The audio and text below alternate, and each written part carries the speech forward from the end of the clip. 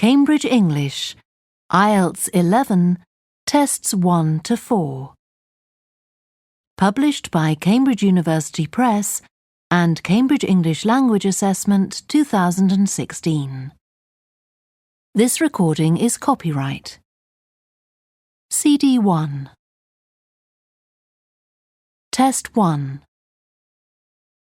You will hear a number of different recordings, and you will have to answer questions on what you hear. There will be time for you to read the instructions and questions, and you will have a chance to check your work. All the recordings will be played once only. The test is in 4 sections. At the end of the test, you will be given 10 minutes to transfer your answers to an answer sheet. Now turn to Section 1. Section 1.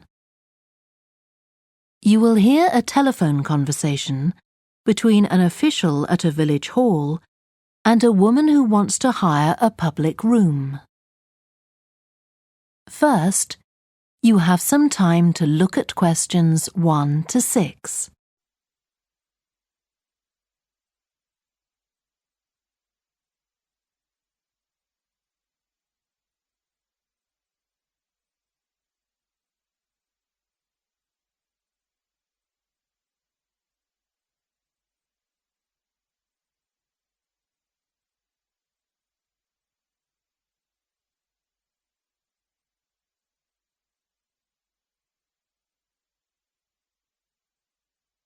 You will see that there is an example that has been done for you.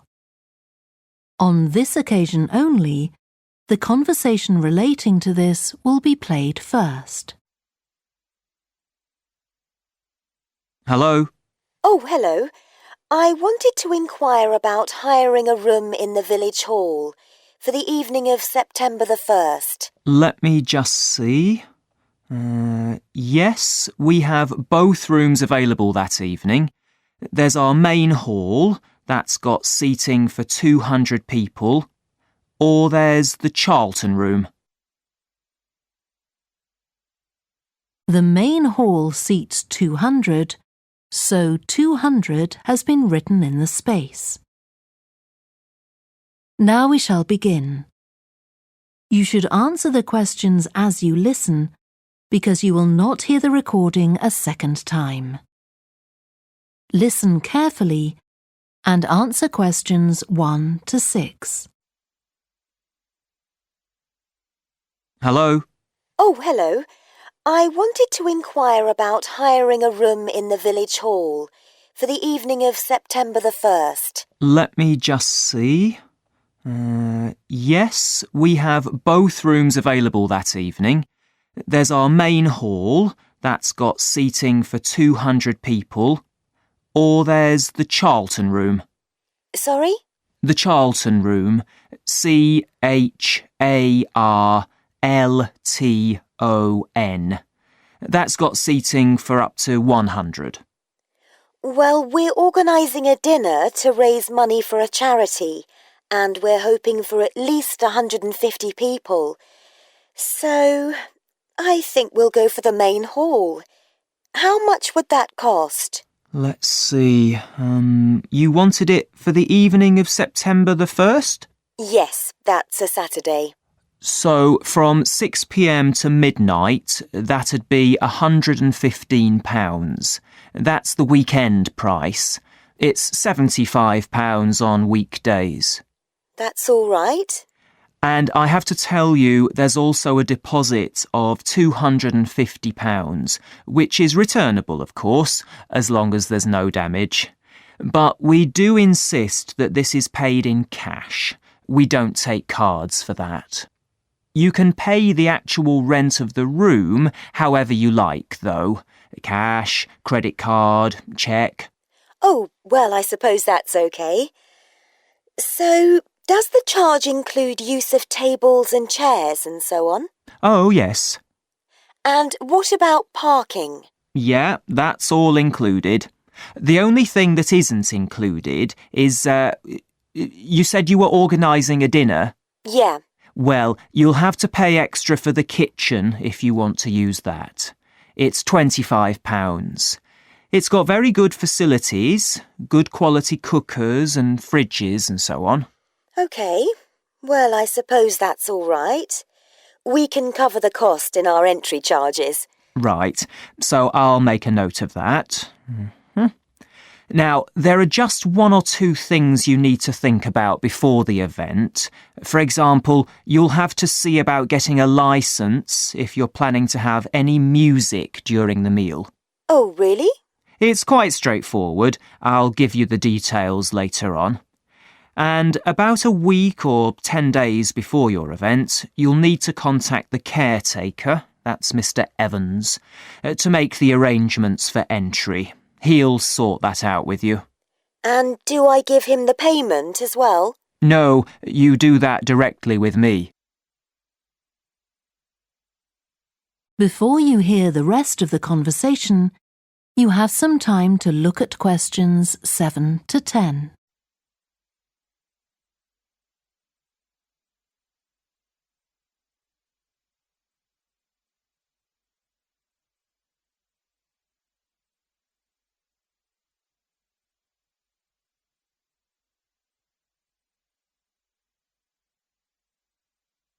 Now listen and answer questions 7 to 10. Right. Now, is there anything I need to know about what happens during the event? Well, as you'll be aware, of course, the building is no smoking throughout. Of course. Now, are you having a band? Yes. Well, they'll have a lot of equipment, so rather than using the front door, they should park their van round the back and use the stage door there. You can open that from inside, but don't forget to lock it at the end. OK. And talking of bands, I'm sure I don't need to tell you this, but you must make sure that no one fiddles about with the black box by the fire door. That's a system that cuts in when the volume reaches a certain level. It's a legal requirement. Sure. Anyway, we want people to be able to talk to one another, so we don't want anything too loud. Oh, that reminds me. We'll be having speeches. Are there any microphones available? Yep, just let the caretaker know. He'll get those for you. Right, now, when the event is over, we do ask that the premises are left in good condition. So there's a locked cupboard, and you'll be informed of the code you need to open that. It's got all the cleaning equipment, brushes and detergent and so on. Right. So what do we need to do after everyone's gone? Sweep the floors, I suppose? Well, actually, they have to be washed, not just swept. Then you'll be provided with black plastic bags, so all the rubbish must be collected up and left outside the door. Of course. We'll make sure everything's left tidy. Oh, and I forgot to ask. I presume we can have decorations in the room? Yes, but you must take them down afterwards. Sure. And the chairs and tables should be stacked up neatly at the back of the room. I'll make sure I've got a few people to help me. That is the end of section 1. You now have half a minute to check your answers.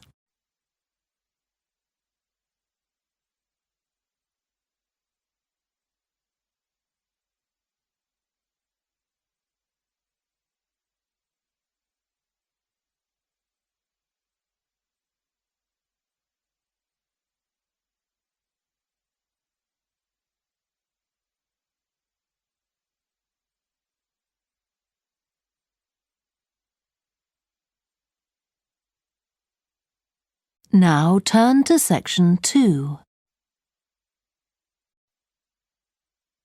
Section 2. You will hear a guide talking to a group of visitors to a farm. First, you have some time to look at questions 11 to 14.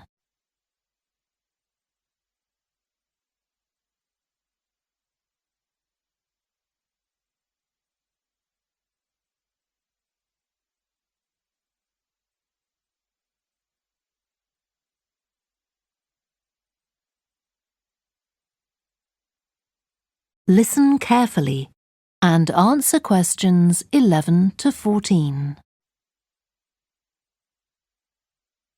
Welcome to the Fiddy Working Heritage Farm. This open-air museum gives you the experience of agriculture and rural life in the English countryside at the end of the 19th century. So you'll see a typical farm of that period, and like me, all the staff are dressed in clothes of that time. I must give you some advice and safety tips before we go any further. As it's a working farm, please don't frighten or injure the animals. We have a lot here, and many of them are breeds that are now quite rare. And do stay at a safe distance from the tools. Some of them have sharp points, which can be pretty dangerous, so please don't touch them. We don't want any accidents, do we?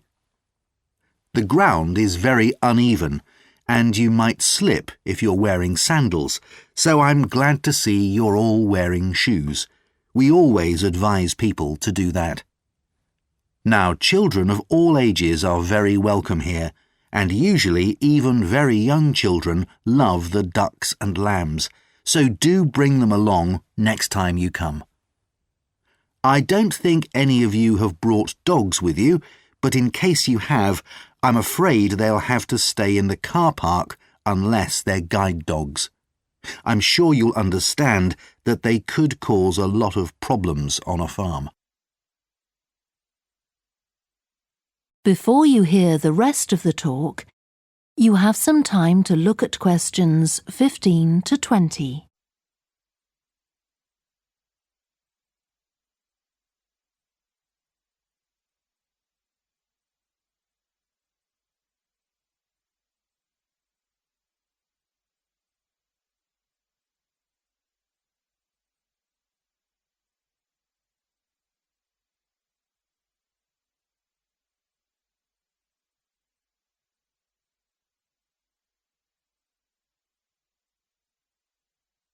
Now listen and answer questions 15 to 20. Now let me give you some idea of the layout of the farm. The building where you bought your tickets is the new barn immediately to your right, and we're now at the beginning of the main path to the farmland, and of course the car park is on your left. The scarecrow you can see in the car park in the corner beside the main path is a traditional figure for keeping the birds away from crops. But our scarecrow is a permanent sculpture.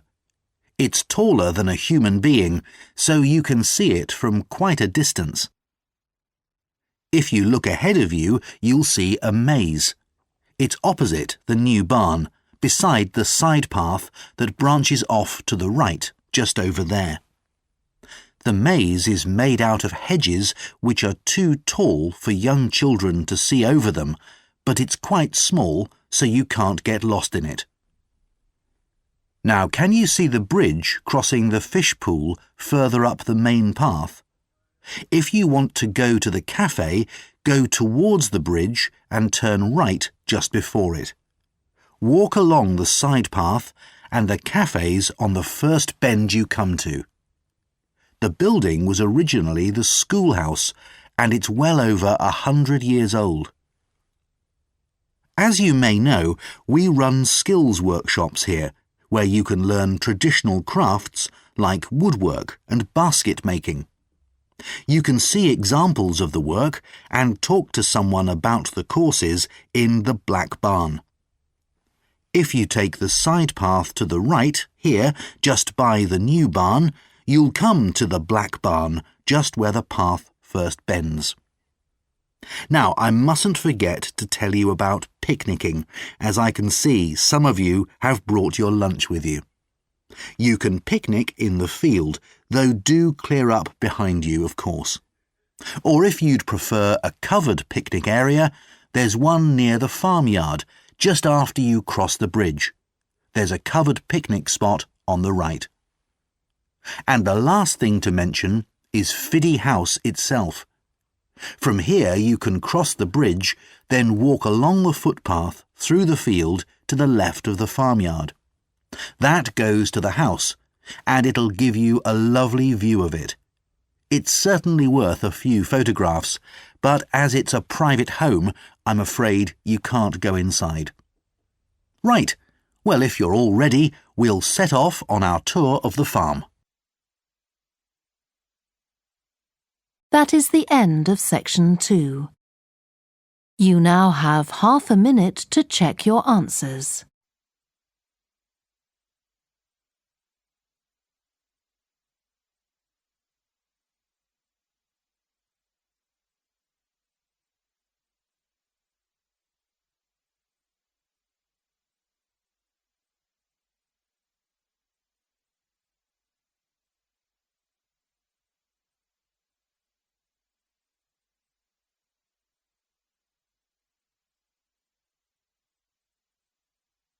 Now turn to section 3. Section 3. You will hear two psychology students called Lisa and Greg discussing a project they have to do. First, you have some time to look at questions 21 to 27.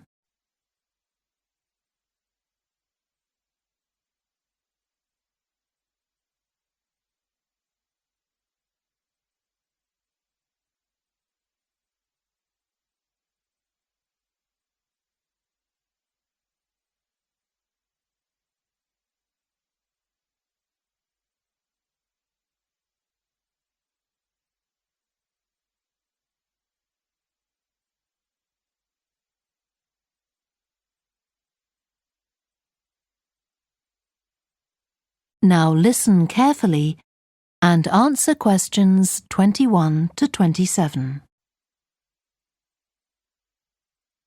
OK, Greg, so I finally managed to read the article you mentioned, the one about the study on gender in physics. About the study of college students done by Akira Miyake and his team. Yeah, I was interested that the researchers were actually a mix of psychologists and physicists. That's an unusual combination. Yeah, I got a little confused at first about which students the study was based on. They weren't actually majoring in physics, they were majoring in what's known as the STEM disciplines. That's science, technology, engineering and math. Yes, but they were all doing physics courses as part of their studies. That's correct. So, as I understood it, Miyake and co. started from the fact that women are underrepresented in introductory physics courses at college, and also that, on average, the women who do enrol on these courses perform more poorly than the men. No one really knows why this is the case. Yeah, but what the researchers wanted to find out was basically what they could do about the relatively low level of the women's results. But in order to find a solution, they needed to find out more about the nature of the problem. Right. Now, let's see if I can remember. It was that in the physics class, the female students thought the male students all assumed that women weren't any good at physics. Was that it? And they thought that the men expected them to get poor results in their tests. That's what the women thought, and that made them nervous, so they did get poor results. But actually, they were wrong. No one was making any assumptions about the female students at all. Anyway, what Miyake's team did was quite simple, getting the students to do some writing before they went into the physics class. What did they call it? Values affirmation.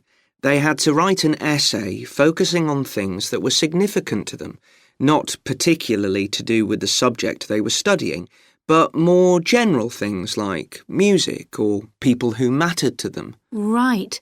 So the idea of doing the writing is that this gets the students thinking in a positive way. And putting these thoughts into words can relax them and help them overcome the psychological factors that lead to poor performance. Yeah.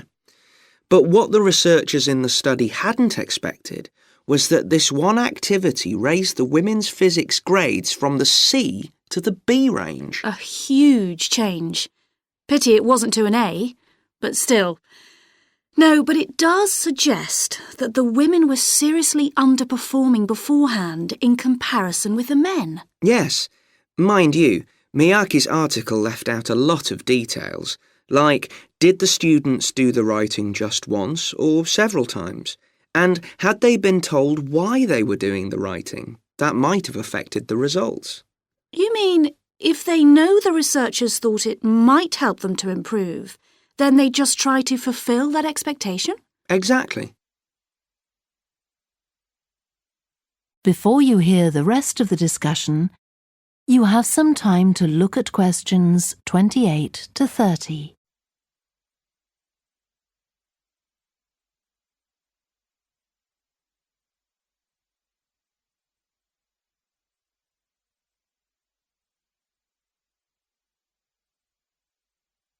Now listen and answer questions 28 to 30.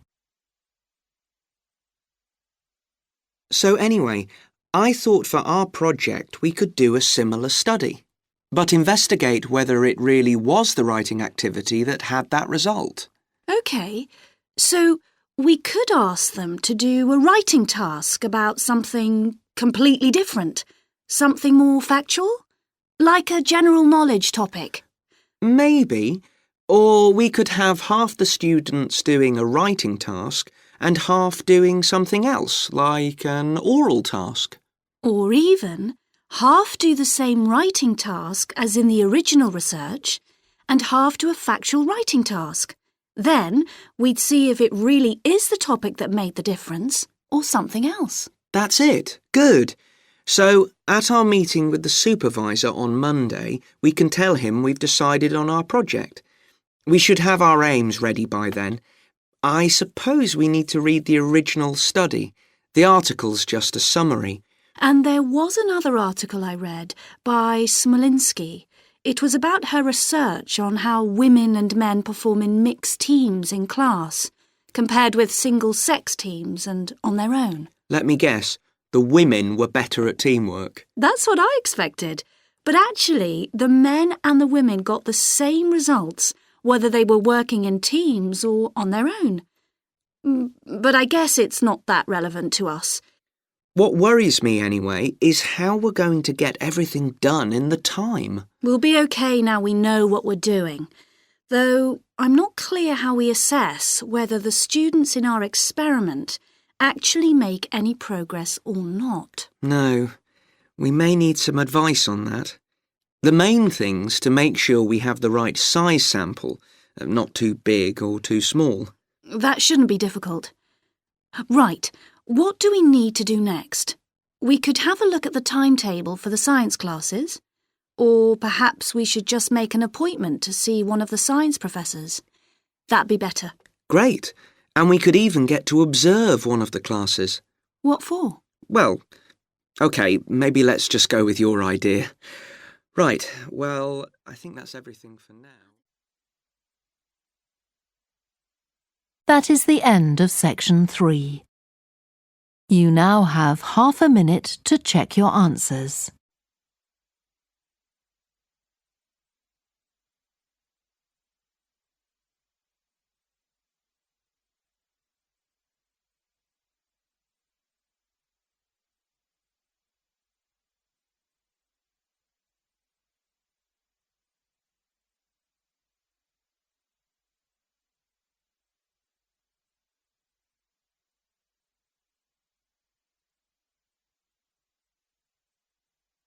Now turn to section 4. Section 4. You will hear part of a student presentation about the variety of different species that live in the world's oceans. First, you have some time to look at questions 31 to 40.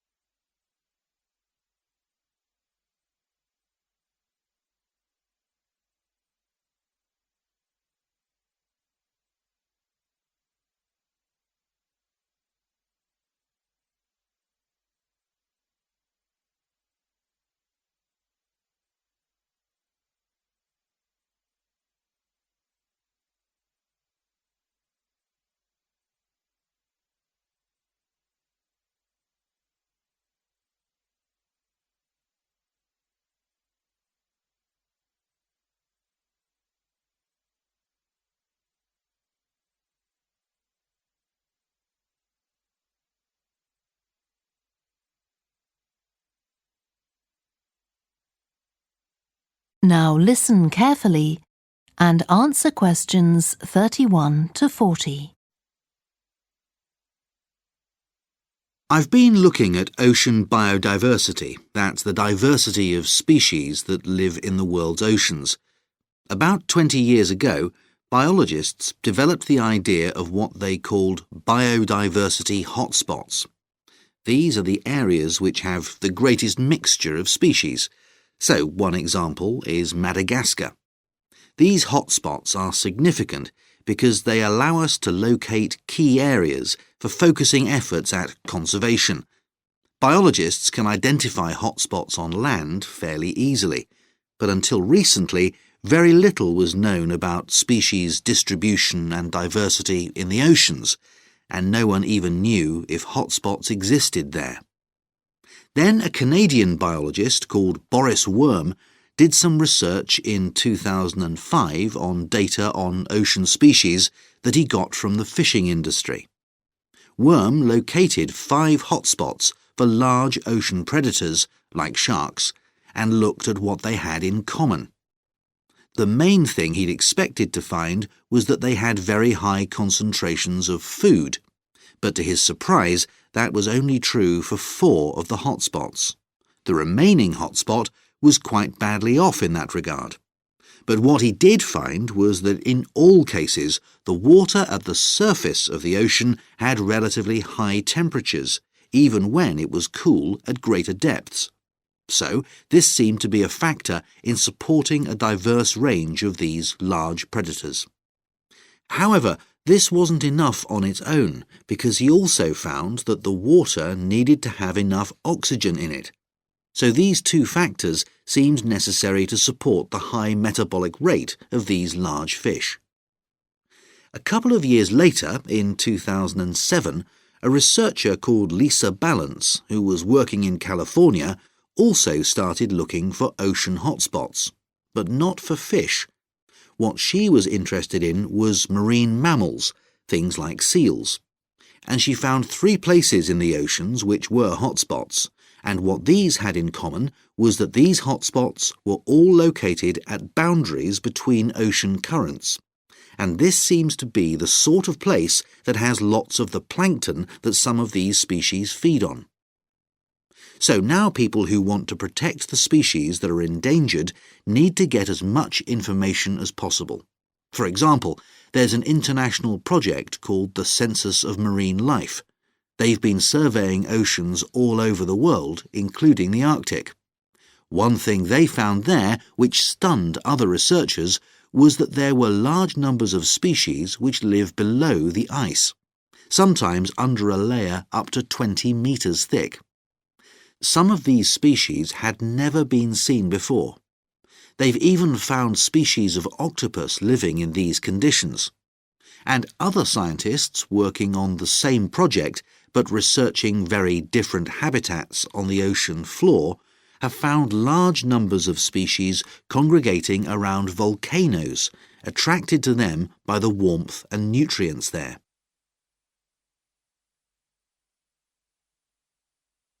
However, biologists still don't know how serious the threat to their survival is for each individual species.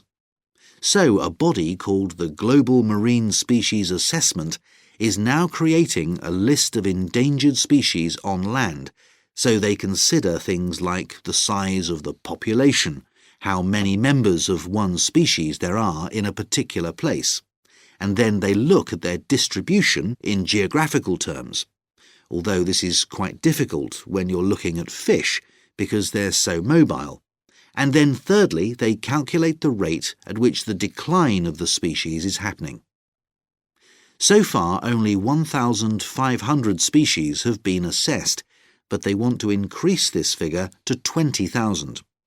For each one they assess, they use the data they collect on that species to produce a map showing its distribution. Ultimately, they will be able to use these to figure out not only where most species are located, but also where they are most threatened. So, finally, what can be done to retain the diversity of species in the world's oceans? Firstly, we need to set up more reserves in our oceans, places where marine species are protected. We have some, but not enough. In addition, to preserve species such as leatherback turtles, which live out in the high seas but have their nesting sites on the American coast, we need to create corridors for migration, so they can get from one area to another safely. As well as this, action needs to be taken to lower the levels of fishing quotas to prevent overfishing of endangered species. And finally, there's the problem of bycatch. This refers to the catching of unwanted fish by fishing boats. They're returned to the sea, but they're often dead or dying. If these commercial fishing boats used equipment which was more selective so that only the fish wanted for consumption were caught, this problem could be overcome. OK, so does anyone have any questions about... That is the end of section 4. You now have half a minute to check your answers.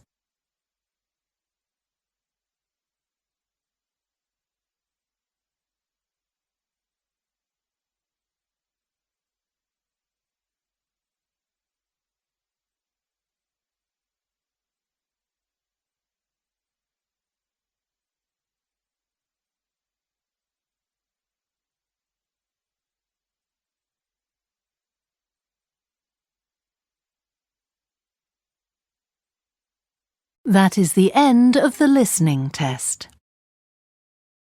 You now have 10 minutes to transfer your answers to the answer sheet. Please stop writing and wait for your question booklet to be collected. Test 2. You will hear a number of different recordings, and you will have to answer questions on what you hear.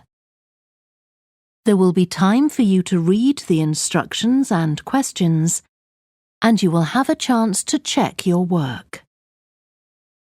All the recordings will be played once only. The test is in 4 sections. At the end of the test, you will be given 10 minutes to transfer your answers to an answer sheet. Now turn to Section 1. Section 1. You will hear a young man phoning a town's youth council. First, you have some time to look at questions 1 to 5.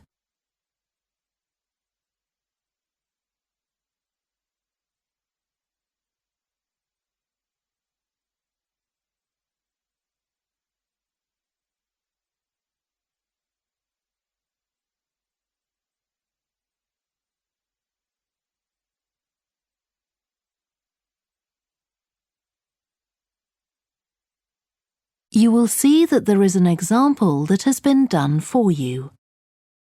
On this occasion only, the conversation relating to this will be played first.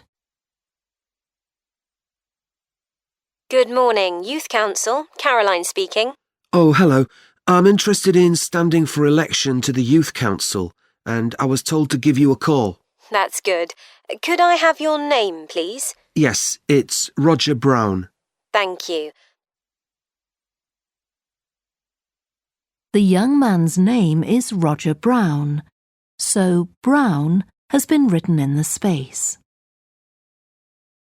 Now we shall begin.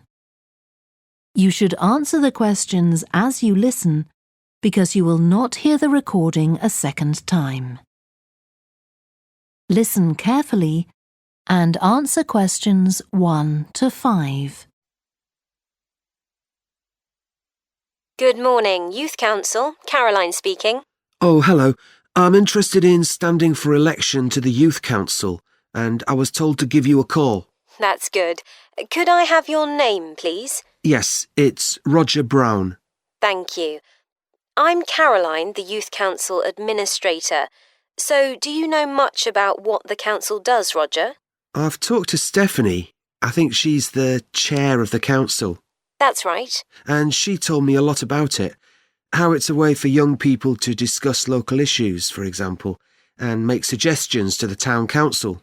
That's what made me interested. Fine. Well, let me take down some of your details. First of all, how old are you? You know the council is for young people aged from 13 to 18. I've just turned 18. And where do you live, Roger? Well, that's a bit complicated. At the moment, I'm looking for a flat to rent here, so I'm in a hostel from Monday to Friday. I go back to my parents' place at the weekend.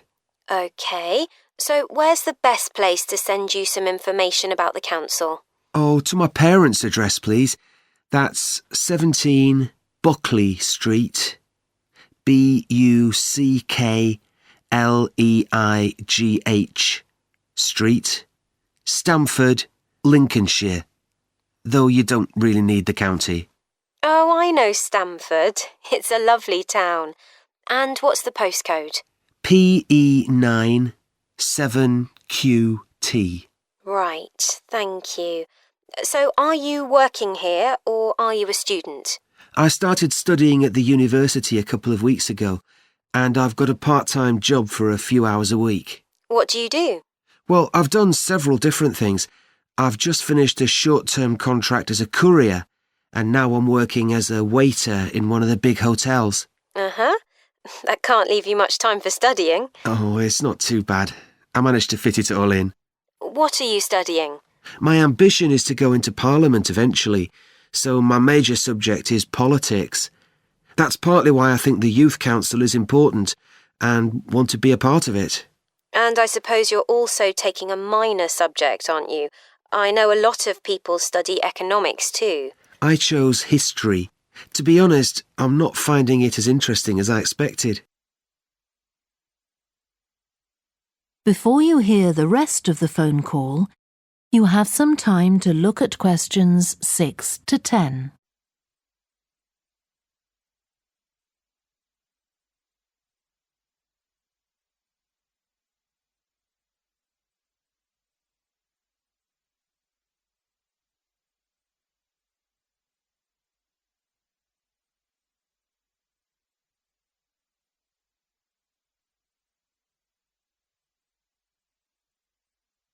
Now listen and answer questions 6 to 10.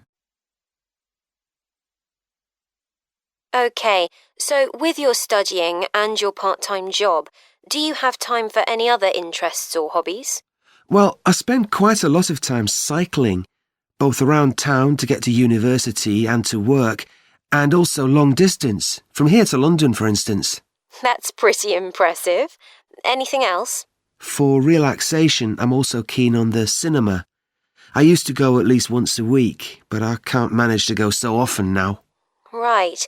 Are you sure you'll have enough time for the Youth Council? Yes, I've worked out that I can afford to reduce my hours at work, and that will make the time. So is there any particular aspect of the Youth Council's work that appeals to you, Roger? Well, my sister is blind, so I'm particularly interested in working with disabled young people to try and improve the quality of their lives. That's great. Well, the best way to get involved is to be nominated by some people who you know. Right. Can you tell me how to set about organising that? You should talk to Geoffrey, our elections officer. I can arrange a meeting in the council office with him, if you like. Yes, please. He'll be here next Monday, if that suits you. That's the 14th, isn't it? Yes. I can manage late afternoon. Would you like to suggest a time? He generally leaves around 5:30. Well, would 4:30 be okay? My last class finishes at 4, so I'd have plenty of time to get to your office. Right, that's fine. Oh, and could I have a phone number we can contact you on? Yes, my mobile number's 07788 136711. Thank you. Well, we'll look forward to seeing you next week. Thanks very much. Goodbye. Bye. That is the end of section 1. You now have half a minute to check your answers.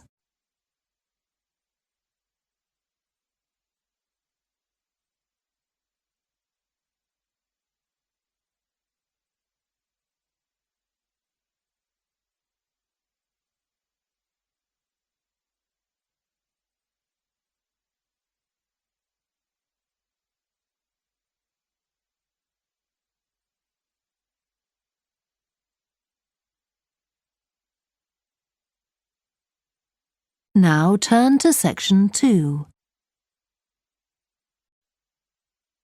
Section 2. You will hear a woman who works in a theatre talking to two new staff members on their first day of work. First, you have some time to look at questions 11 to 16.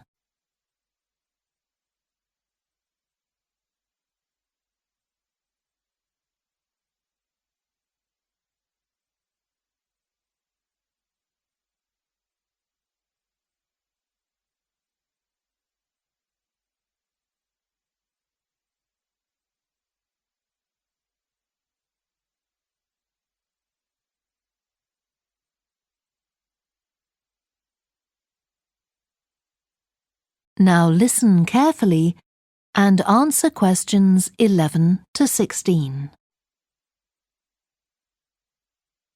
Hi, great to see you. I'm Jodie, and I'll be looking after both of you for the first month you're working here at the Amersham Theatre. I'll tell you something about the theatre now, then take you to meet two of the other staff. It's an old building, and it's been modernised several times. In fact, as you can see, we're carrying out a major refurbishment at the moment.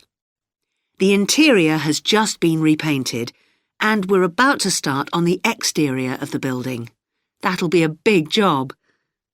The work's running over budget, so we've had to postpone installing an elevator. I hope you're happy running up and down stairs. When the theatre was built, people were generally slimmer and shorter than now, and the seats were very close together. We've replaced them with larger seats, with more legroom. This means fewer seats in total, but we've taken the opportunity to install seats that can easily be moved to create different acting spaces. We've also turned a few storerooms over to other purposes, like using them for meetings. We try hard to involve members of the public in the theatre. One way is by organising backstage tours, so people can be shown round the building and learn how a theatre operates. These are proving very popular. What we're finding is that people want to have lunch or a cup of coffee while they're here, so we're looking into the possibility of opening a cafe in due course. We have a bookshop which specialises in books about drama, and that attracts plenty of customers. Then there are two large rooms that will be decorated next month, and they'll be available for hire, for conferences and private functions, such as parties.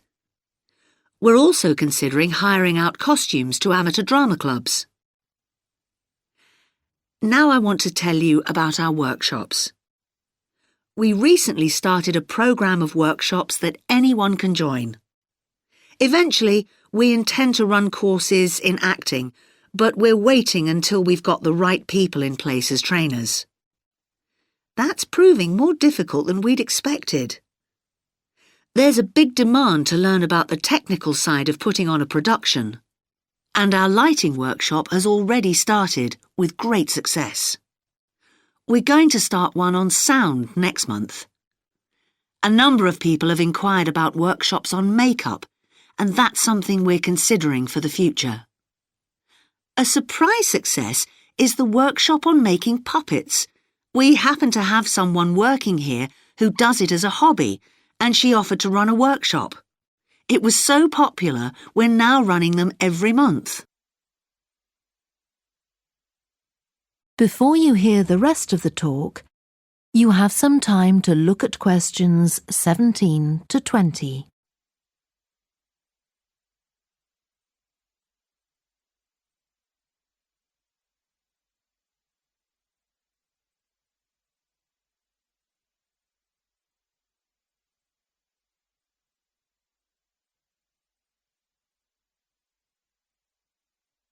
Now listen and answer questions 17 to 20. Now, a word about the layout of the building. The auditorium, stage and dressing rooms for the actors are all below ground level.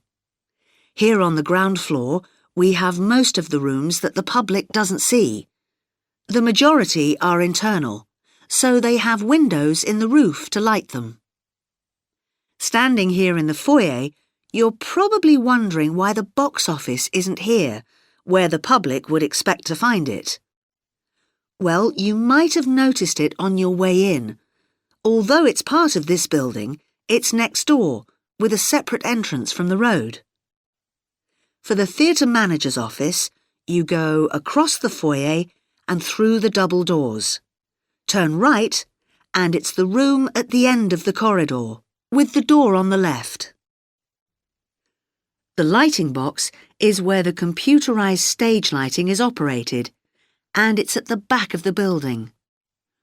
When you're through the double doors, turn left, turn right at the water cooler, and right again at the end.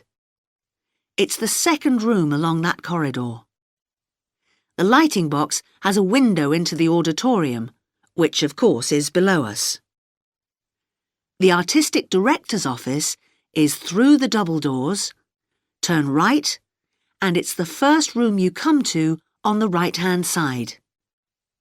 And finally, for the moment, the room where I'll take you next, the relaxation room. So, if you'd like to come with me. That is the end of section 2. You now have half a minute to check your answers.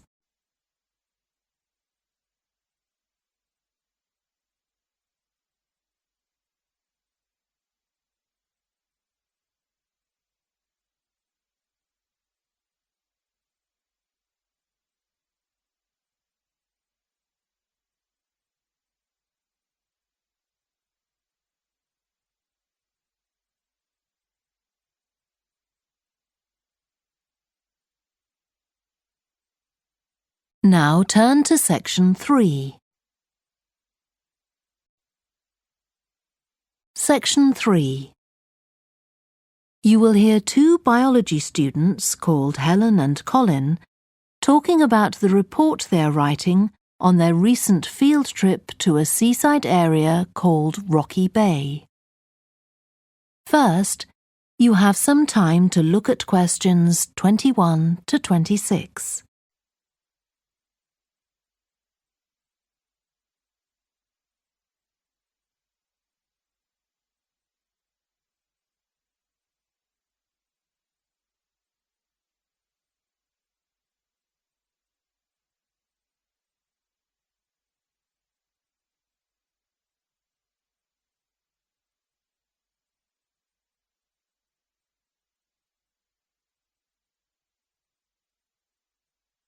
Now listen carefully and answer questions 21 to 26.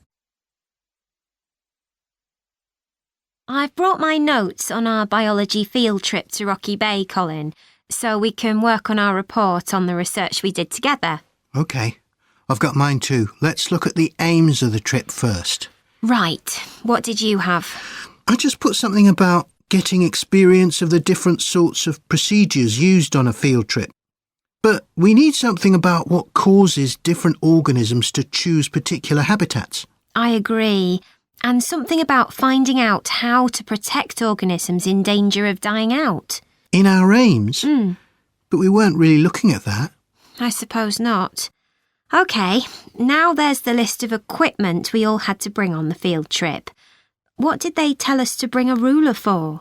It was something about measuring the slope of the shore. But of course we didn't need it because we were measuring wind direction and we'd brought the compass for that. But not the piece of string to hold up in the air. Didn't Mr. Blake make a fuss about us leaving that behind? Yeah, he does go on. Anyway, it was easy to get one from another of the students. Now, the next section's the procedure.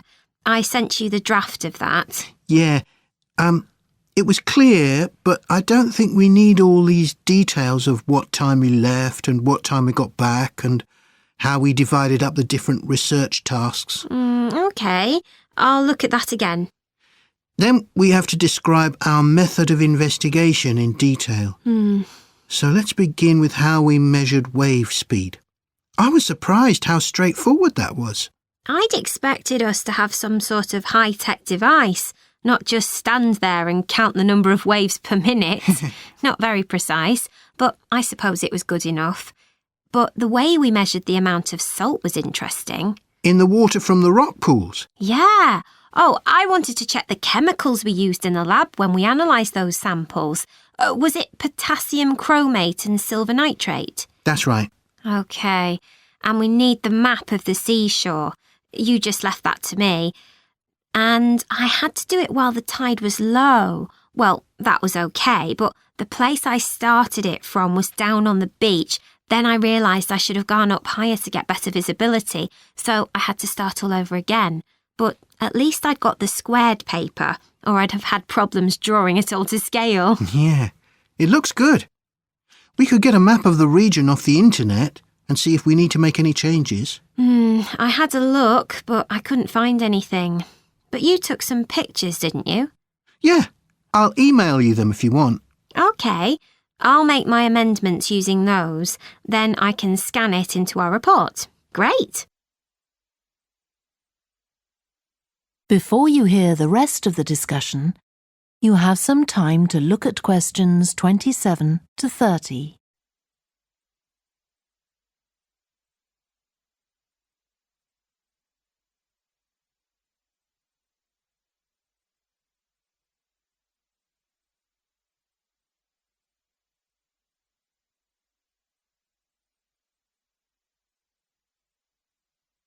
Now listen and answer questions 27 to 30.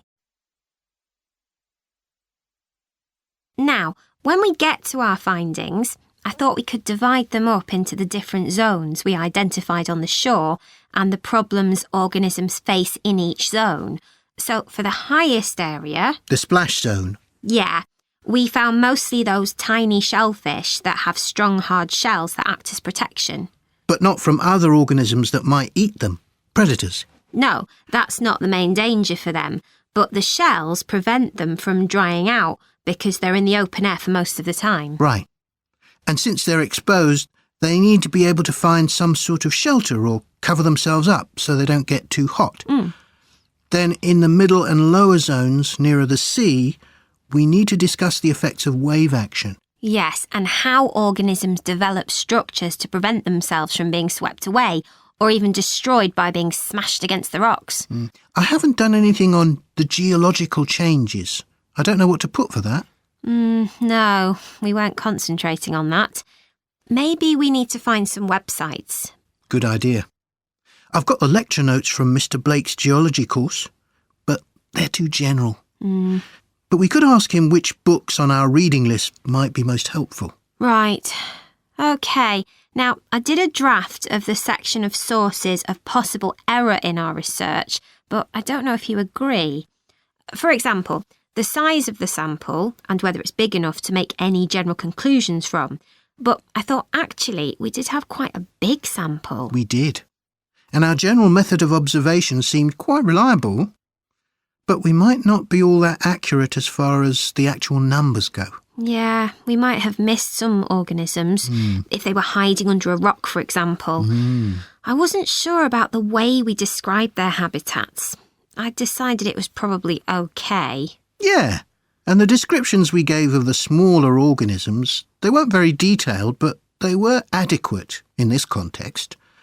I'm not sure we identified all the species correctly, though. OK. We'd better mention that. Now, how are we going to... That is the end of section 3. You now have half a minute to check your answers.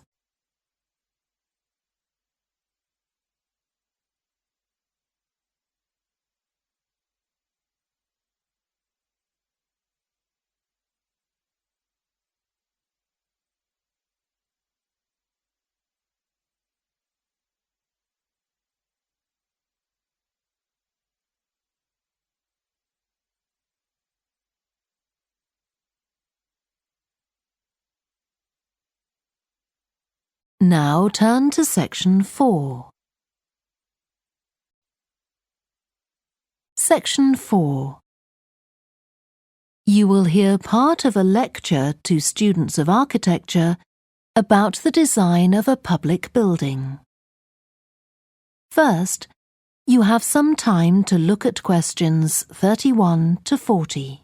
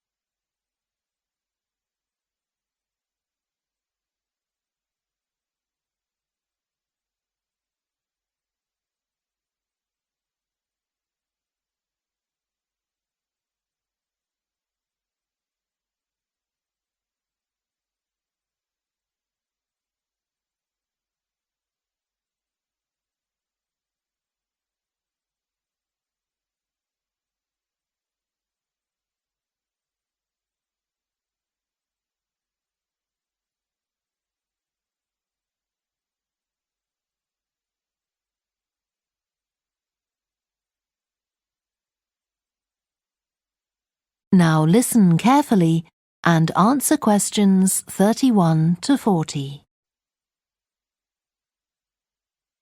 We've been discussing the factors the architect has to consider when designing domestic buildings. I'm going to move on now to consider the design of public buildings, and I'll illustrate this by referring to the new Taylor Concert Hall that's recently been completed here in the city. So, as with a domestic building, when designing a public building, an architect needs to consider the function of the building.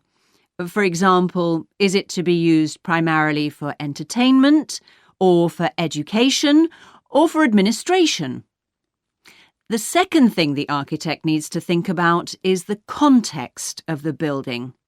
This includes its physical location, obviously, but it also includes the social meaning of the building, how it relates to the people it's built for. And finally, for important public buildings, the architect may also be looking for a central symbolic idea on which to base the design, a sort of metaphor for the building and the way in which it is used. Let's look at the new Taylor Concert Hall in relation to these ideas. The location chosen was a site in a run-down district that has been ignored in previous redevelopment plans. It was occupied by a factory that has been empty for some years. The whole area was some distance from the high-rise office blocks of the central business district and shopping centre, but it was only 1 kilometre from the ring road.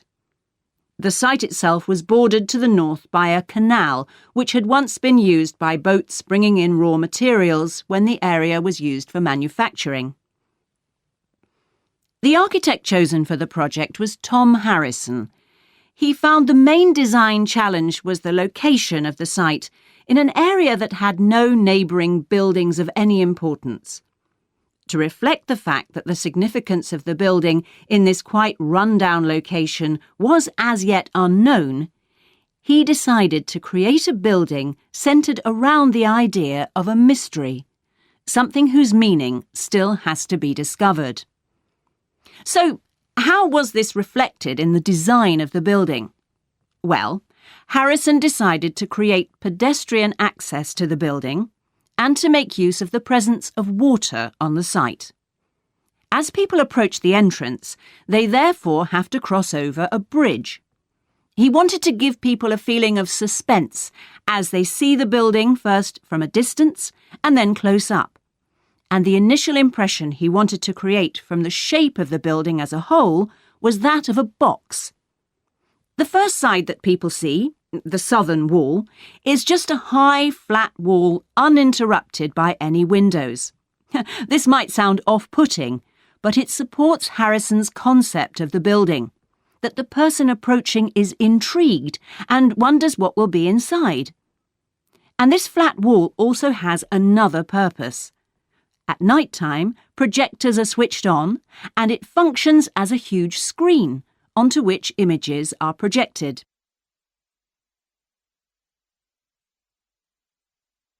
The auditorium itself seats 1,500 people. The floor's supported by 10 massive pads. These are constructed from rubber and so are able to absorb any vibrations from outside and prevent them from affecting the auditorium. The walls are made of several layers of honey-coloured wood, all sourced from local beech trees. In order to improve the acoustic properties of the auditorium and to amplify the sound, they are not straight, they are curved. The acoustics are also adjustable according to the size of orchestra and the type of music being played. In order to achieve this, there are 9 movable panels in the ceiling above the orchestra, which are all individually motorised. And the walls also have curtains, which can be opened or closed to change the acoustics. The reaction of the public to the new building has generally been positive. However, the evaluation of some critics has been less enthusiastic. In spite of Harrison's efforts to use local materials, they criticise the style of the design as being international rather than local, and say it doesn't reflect features of the landscape or society for which it is built.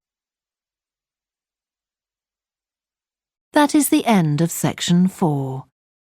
You now have half a minute to check your answers.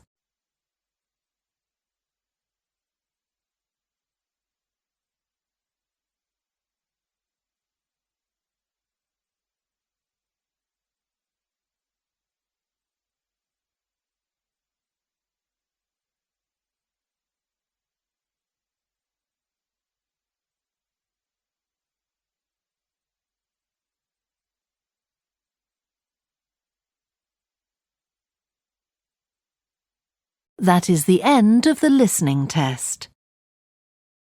You now have 10 minutes to transfer your answers to the answer sheet. Please stop writing and wait for your question booklet to be collected. Cambridge English, IELTS 11, Tests 1 to 4. Published by Cambridge University Press and Cambridge English Language Assessment 2016. This recording is copyright. CD 2. Test 3. You will hear a number of different recordings and you will have to answer questions on what you hear.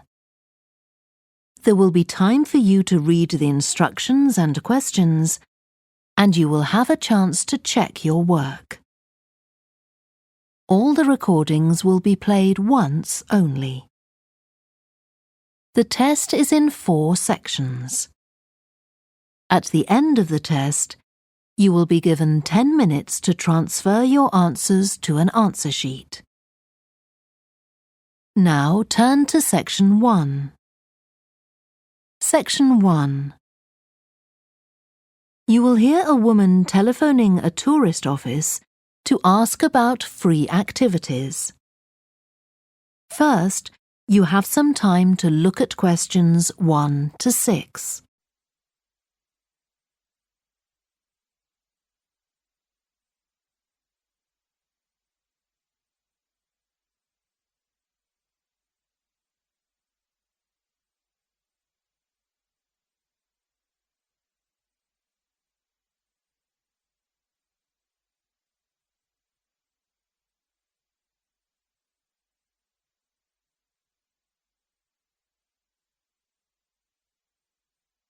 You will see that there is an example that has been done for you. On this occasion only, the conversation relating to this will be played first. Good morning, this is Burnham Tourist Office, Martin speaking. Oh, hello. I saw a poster about free things to do in the area, and it said people should phone you for information. I'm coming to Burnham with my husband and 2 children for a few days on June the 27th or possibly the 28th, and I'd like some ideas for things to do on the 29th. Yes, of course. The date that the woman wants information about is the 29th of June, so the letter C has been circled. Now we shall begin. You should answer the questions as you listen because you will not hear the recording a second time. Listen carefully and answer questions 1 to 6. Good morning, this is Burnham Tourist Office, Martin speaking. Oh, hello. I saw a poster about free things to do in the area, and it said people should phone you for information. I'm coming to Burnham with my husband and 2 children for a few days on June the 27th, or possibly the 28th, and I'd like some ideas for things to do on the 29th. Yes, of course. OK. Then let's start with a couple of events especially for children.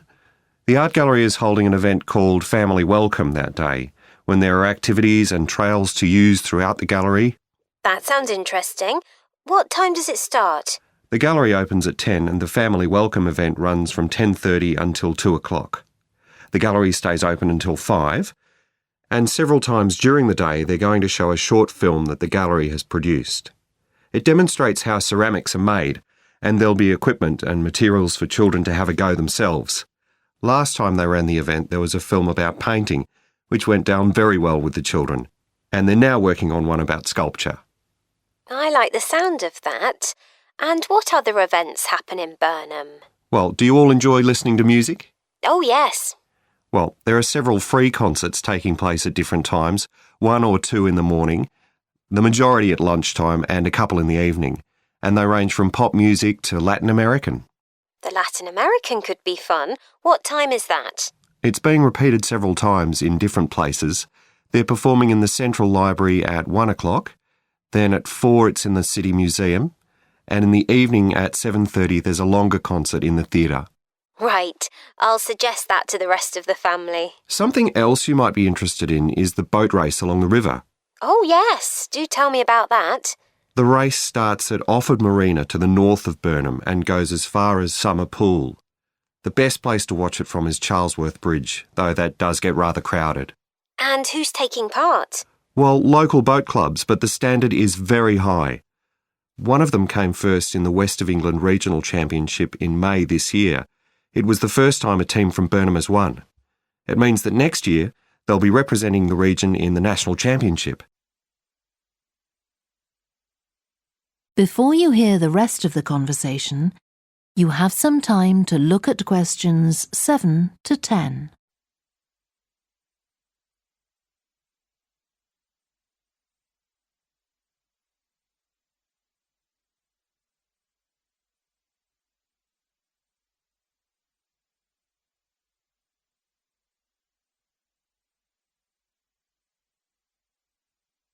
Now listen and answer questions 7 to 10. Now, I've heard something about Paxton Nature Reserve. It's a good place for spotting unusual birds, isn't it? That's right, throughout the year. There is a lake there as well as a river, and they provide a very attractive habitat. So it's a good idea to bring binoculars if you have them. And just at the moment you can see various flowers that are pretty unusual. The soil at Paxton isn't very common. They're looking good right now. Right. My husband will be particularly interested in that. And there's going to be a talk and slideshow about mushrooms, and you'll be able to go out and pick some afterwards and study the different varieties. Uh-huh. And is it possible for children to swim in the river? Yes, part of it has been fenced off to make it safe for children to swim in. It's very shallow and there's a lifeguard on duty whenever it's open. The lake is too deep, so swimming isn't allowed there. OK, we must remember to bring their swimming things in case we go to Paxton. How long does it take to get there by car from Burnham? About 20 minutes, but parking is very limited, so it's usually much easier to go by bus, and it takes about the same time. Right. Well, I'll discuss the options with the rest of the family. Thanks very much for all your help. You're welcome. Goodbye. Bye. That is the end of section 1. You now have half a minute to check your answers.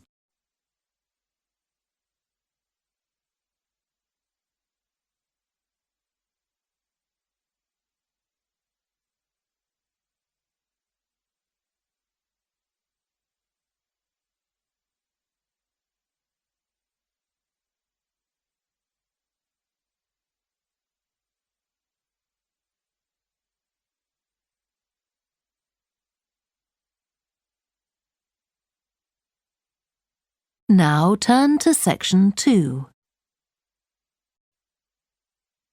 Section 2. You will hear a talk given by a woman called Shona Ferguson about changes in a town called Barford. First, you have some time to look at questions 11 to 15.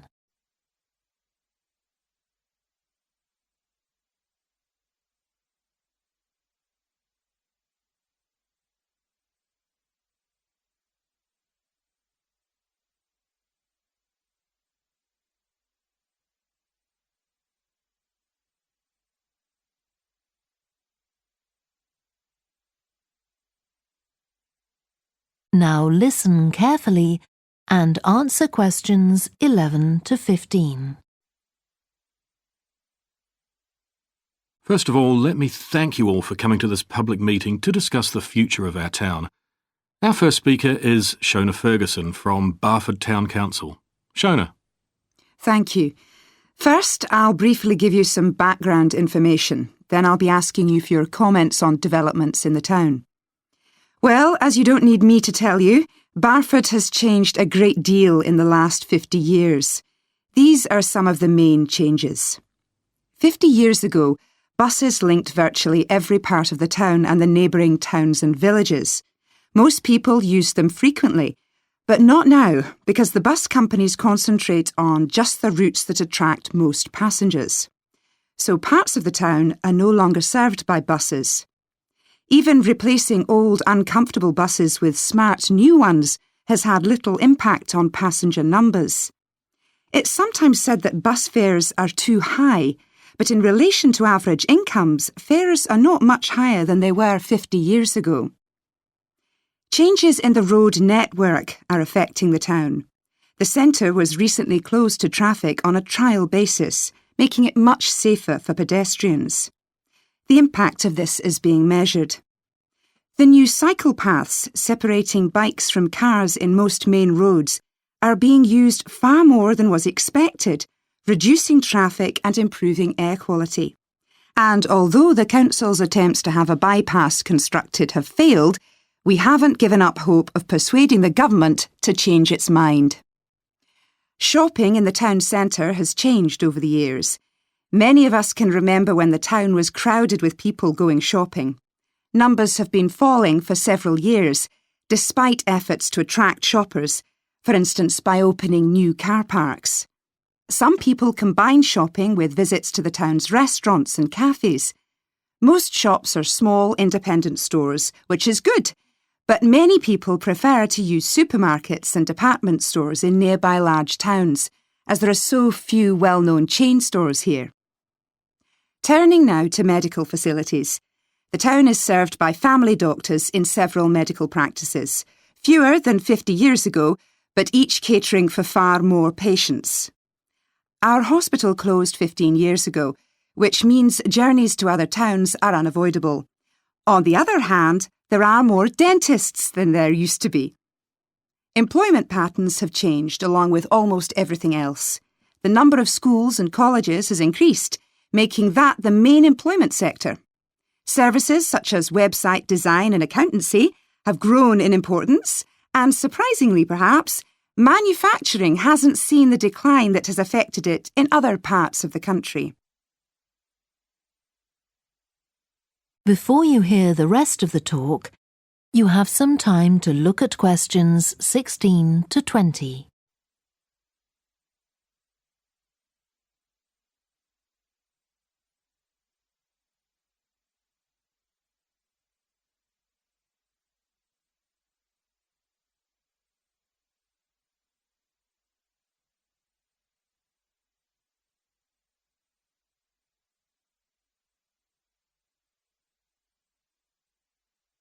Now listen and answer questions 16 to 20.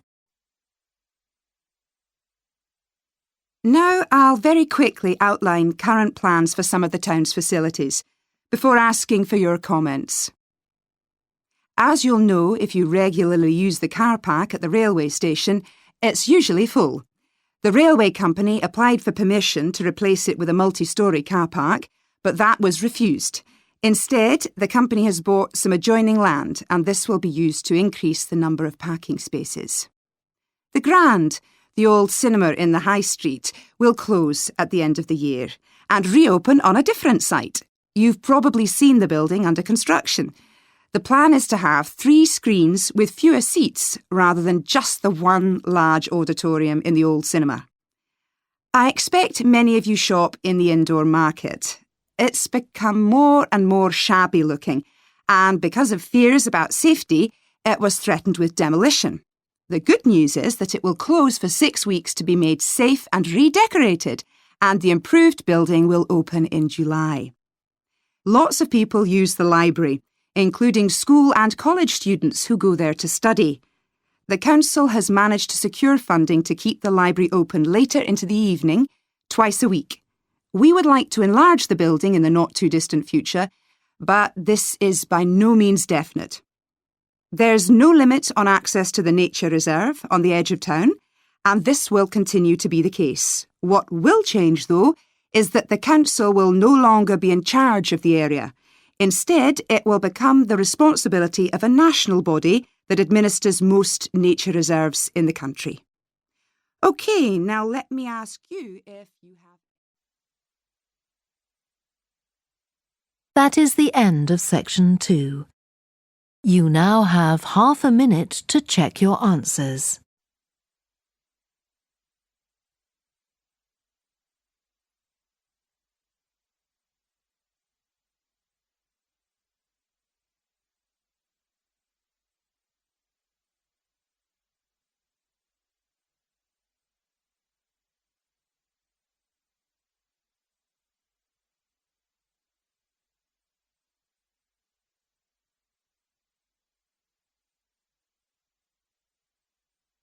Now turn to section 3.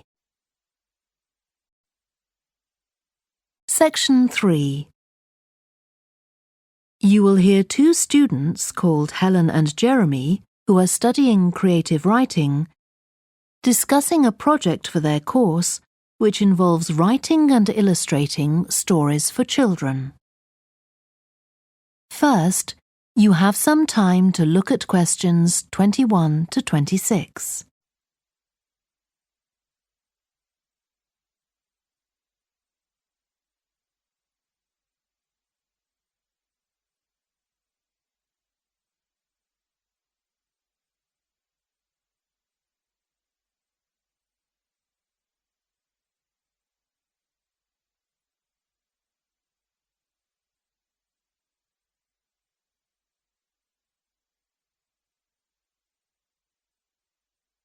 Now listen carefully and answer questions 21 to 26.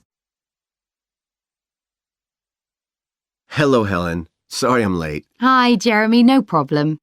Well, we'd better work out where we are on our project, I suppose. Yeah, I've looked at the drawings you've done for my story, The Forest, and I think they're brilliant. They really create the atmosphere I had in mind when I was writing it. Oh, I'm glad you like them. There are just a few suggestions I'd like to make. Go ahead.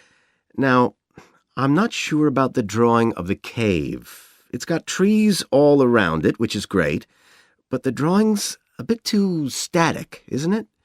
I think it needs some action. Yes, there's nothing happening. Perhaps I should add the boy, Malcolm, isn't it? He would be walking up to it. Yes, let's have Malcolm in the drawing. And what about putting in a tiger? The one that he makes friends with a bit later. Maybe it could be sitting under a tree, washing itself. And the tiger stops in the middle of what it's doing when it sees Malcolm walking past. That's a good idea. OK, I'll have a go at that. Then there's the drawing of the crowd of men and women dancing. They're just outside the forest, and there's a lot going on. That's right. You wanted them to be watching a carnival procession, but I thought it would be too crowded. Do you think it works like this? Yes, I like what you've done. The only thing is, could you add Malcolm to it without changing what's already there? What about having him sitting on the tree trunk on the right of the picture? Yes, that would be fine. And do you want him watching the other people? No, he's been left out of all the fun, so I'd like him to be crying. That'll contrast nicely with the next picture where he's laughing at the clowns in the carnival. Right, I'll do that. And then the drawing of the people ice skating in the forest. I wasn't too happy with that one. Because they're supposed to be skating on grass, aren't they? That's right, and it's frozen over. At the moment, it doesn't look quite right. I see what you mean. I'll have another go at that. And I like the wool hats they're wearing. Maybe you could give each of them a scarf as well? Yeah, that's easy enough. They can be streaming out behind the people to suggest they're skating really fast. Great. Well, that's all on the drawings. Right. So you finish writing your story and I just need to finish illustrating it, and my story and your drawings are done. Before you hear the rest of the discussion, you have some time to look at questions 27 to 30.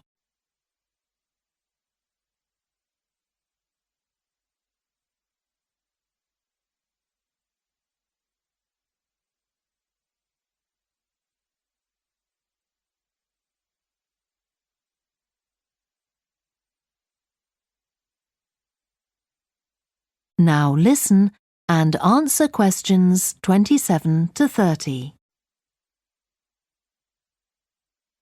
So the next thing is to decide what exactly we need to write about in the report that goes with the stories and how we're going to divide the work. Right, Helen. What do you think about including a section on how we planned the project as a whole, Jeremy? That's probably quite important. Yeah, well, you've had most of the good ideas so far. How do you feel about drafting something? Then we can go through it together and discuss it. OK, that seems reasonable. And I could include something on how we came up with the ideas for our two stories, couldn't I? Well, I've started writing something about that, so why don't you do the same and we can include the two things? Right. So what about our interpretation of the stories? Do we need to write about what we think they show, like the value of helping other people or that sort of thing? That's going to come up later, isn't it? I think everyone in the class is going to read each other's stories and come up with their own interpretations, which we're going to discuss. Oh, I missed that. So it isn't going to be part of the report at all? No. But we need to write about the illustrations because they're an essential element of children's experience of reading the stories. It's probably easiest for you to write that section, as you know more about drawing than I do. Maybe, but I find it quite hard to write about. I'd be happier if you did it. Okay. So when do you think we can get this ready? That is the end of section 3. You now have half a minute to check your answers.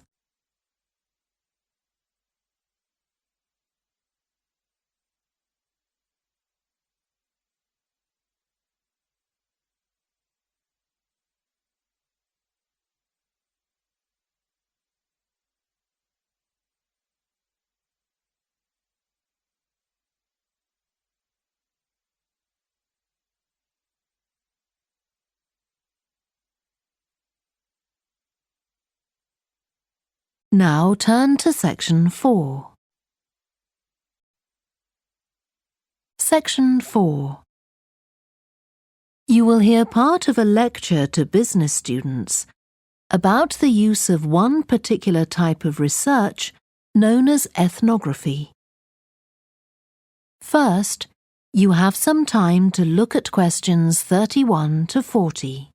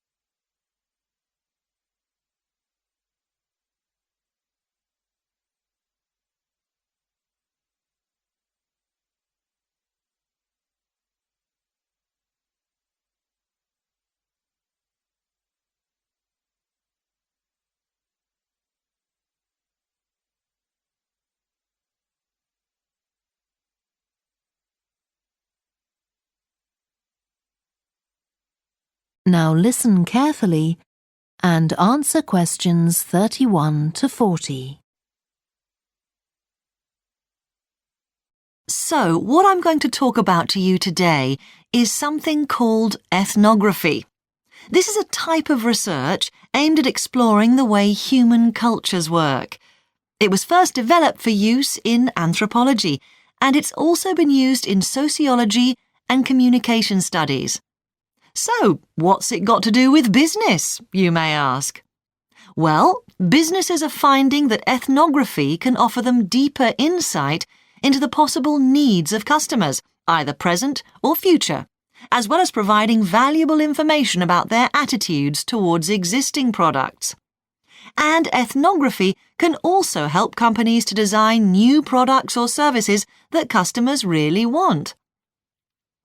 Let's look at some examples of how ethnographic research works in business. One team of researchers did a project for a company manufacturing kitchen equipment. They watched how cooks used measuring cups to measure out things like sugar and flour. They saw that the cooks had to check and recheck the contents because although the measuring cups had numbers inside them, the cooks couldn't see these easily. So a new design of cup was developed to overcome this problem, and it was a top seller. Another team of ethnographic researchers looked at how cell phones were used in Uganda, in Africa. They found that people who didn't have their own phones could pay to use the phones of local entrepreneurs. Because these customers paid in advance for their calls, they were eager to know how much time they'd spent on the call so far. So the phone company designed phones for use globally with this added feature.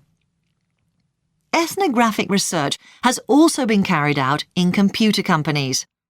In one company, IT systems administrators were observed for several weeks. It was found that a large amount of their work involved communicating with colleagues in order to solve problems, but that they didn't have a standard way of exchanging information from spreadsheets and so on. So, the team came up with an idea for software that would help them to do this. In another piece of research, a team observed and talked to nurses working in hospitals. This led to the recognition that the nurses needed to access the computer records of their patients no matter where they were. This led to the development of a portable computer tablet that allowed the nurses to check records in locations throughout the hospital. Occasionally, research can be done even in environments where the researchers can't be present. For example, in one project done for an airline, respondents used their smartphones to record information during airline trips, in a study aiming at tracking the emotions of passengers during a flight.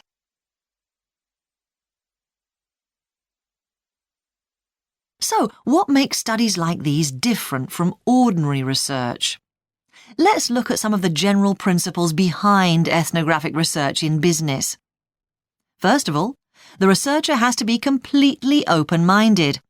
He or she hasn't thought up a hypothesis to be tested, as is the case in other types of research. Instead, they wait for the participants in the research to inform them. As far as choosing the participants themselves is concerned, that's not really all that different from ordinary research. The criteria according to which the participants are chosen may be something as simple as the age bracket they fall into, or the researchers may select them according to their income, or they might try to find a set of people who all use a particular product, for example.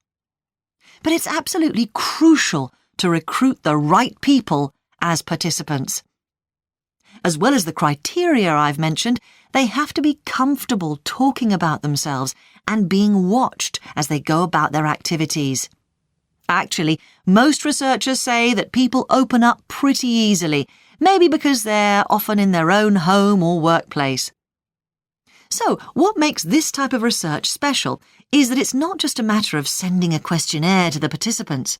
Instead, the research is usually based on first-hand observation of what they are doing at the time. But that doesn't mean that the researcher never talks to the participants. However, Unlike in traditional research, in this case, it's the participant rather than the researchers who decides what direction the interview will follow. This means that there's less likelihood of the researcher imposing his or her own ideas on the participant. But after they've said goodbye to their participants and got back to their office, the researcher's work isn't finished. Most researchers estimate that 70 to 80% of their time is spent not on the collecting of data, but on its analysis, looking at photos, listening to recordings and transcribing them, and so on. The researchers may end up with hundreds of pages of notes. And to determine what's significant, they don't focus on the sensational things or the unusual things. Instead, they try to identify a pattern of some sort in all this data and to discern the meaning behind it. This can result in some compelling insights that can, in turn, feed back to the whole design process. That is the end of section 4. You now have half a minute to check your answers.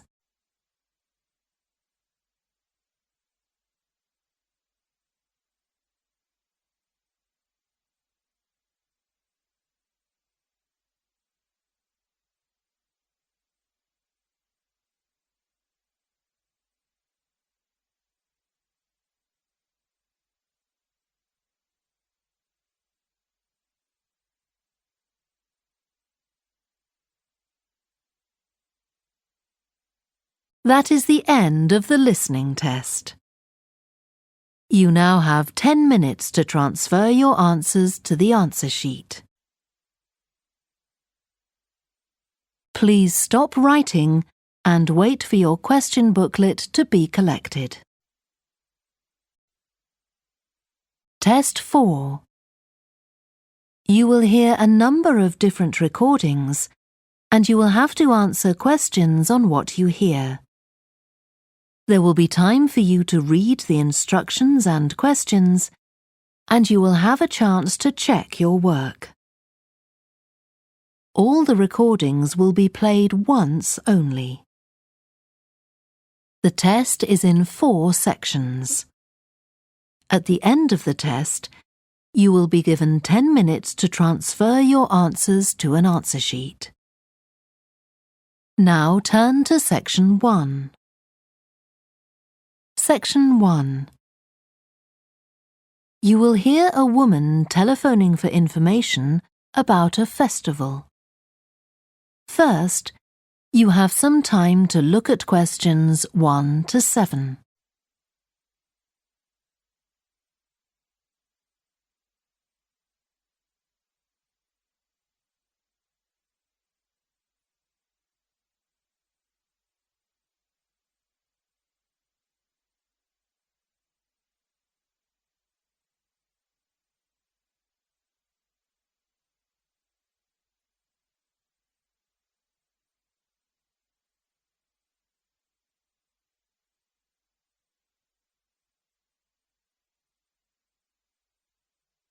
You will see that there is an example that has been done for you.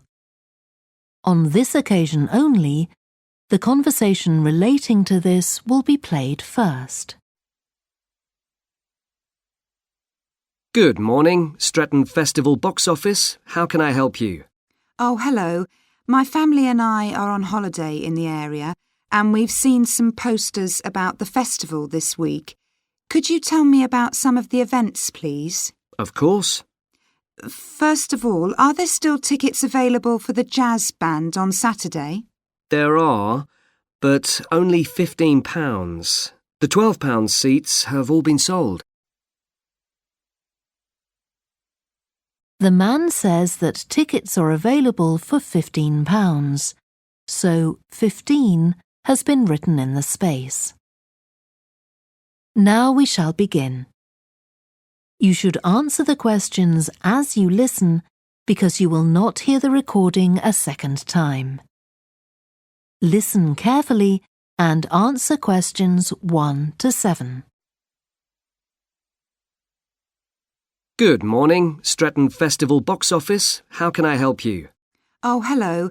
My family and I are on holiday in the area, and we've seen some posters about the festival this week. Could you tell me about some of the events, please? Of course. First of all, are there still tickets available for the jazz band on Saturday? There are, but only £15. The £12 seats have all been sold. OK, and the venue is the school, isn't it? Yes, that's right. The secondary school. Make sure you don't go to the primary school by mistake. And there's an additional performer who isn't mentioned on the posters. Carolyn Hart is going to play with the band. Oh, I think I've heard her on the radio.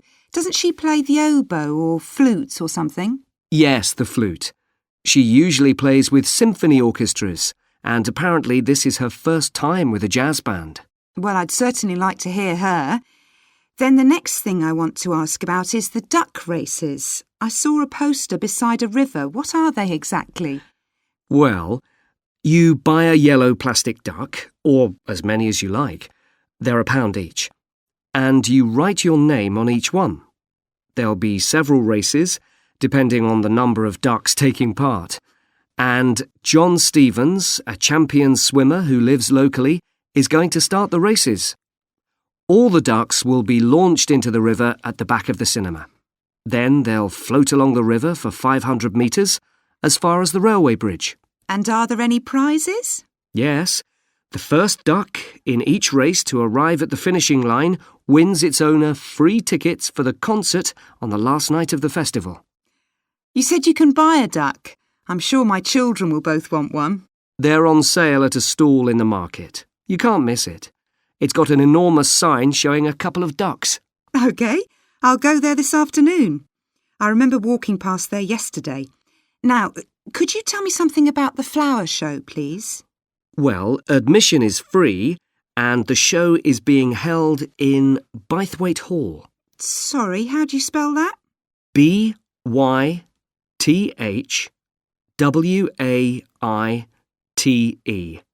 Bythwaite. Is it easy to find? I'm not very familiar with the town yet.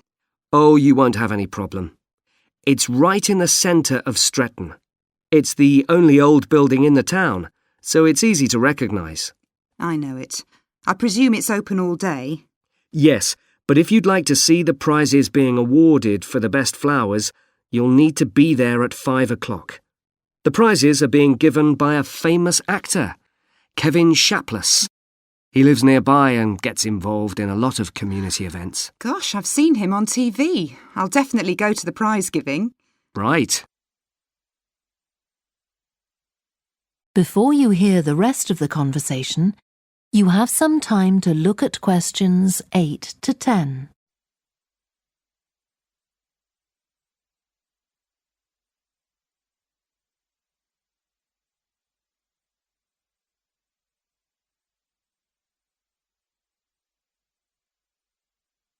Now listen and answer questions 8 to 10. I've seen a list of plays that are being performed this week, and I'd like to know which are suitable for my children and which ones my husband and I might go to. How old are your children? 5 and 7. What about The Mystery of Muldoon? That's aimed at 5 to 10-year-olds. So if I take my children, I can expect them to enjoy it more than I do? I think so. If you'd like something for yourself and your husband and leave your children with a babysitter, you might like to see Fire and Flood. It's about events that really happened in Stretton 200 years ago, and children might find it rather frightening. Oh, thanks for the warning. And finally, what about Silly Sailor? That's a comedy, and it's for young and old. In fact, it won an award in the Stretton Drama Festival a couple of months ago. OK. Well, goodbye and thanks for all the information. I'm looking forward to the festival. Goodbye. That is the end of section 1. You now have half a minute to check your answers.